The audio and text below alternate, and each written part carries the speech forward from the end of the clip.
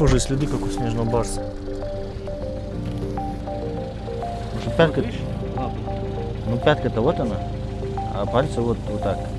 В ходе последних исследований, которые мы проводили в течение 10 лет, мы выяснили, что снежный барс обитает только в пределах государственных границ.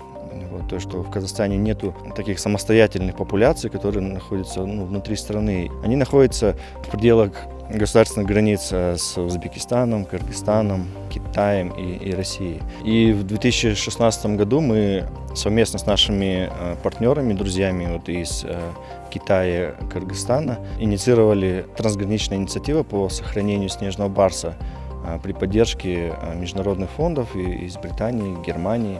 За время моей работы, это вот с 2005 года по нынешний год, 2020, вживую мне удалось увидеть, сфотографировать снежного барса 3 раза.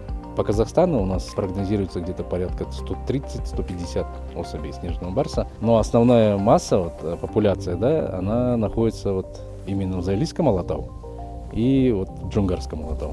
Проблема сохранения биоразнообразия, в том числе и снежного барса, она подразумевает объединение усилий разных организаций. И авиакомпания Air Astana – это одна из таких организаций, кому не безразлична судьба этого вида. На протяжении уже 1,5 лет она активно участвует в этом процессе, помогает, и в том числе и финансово, сохранять снежного барса, изучать его особенности, угрозы, потребности. Непосредственно наша организация Air Astana помогла в трансграничной инициативе, поскольку мы участвуем в таких серьезных экспедициях в труднодоступные места, где обитает снежный барс, и Air Astana нам выделила средства на приобретение автомобиля высокопроходимого для совершения этих экспедиций. И в нашем регионе и вообще в мире в целом самая основная проблема – это браконьерство.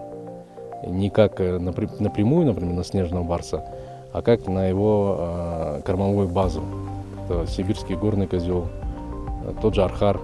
В основном, когда выходит браконьер, он без мысли вообще снежного барса убить, он уходит на охоту на горного козла.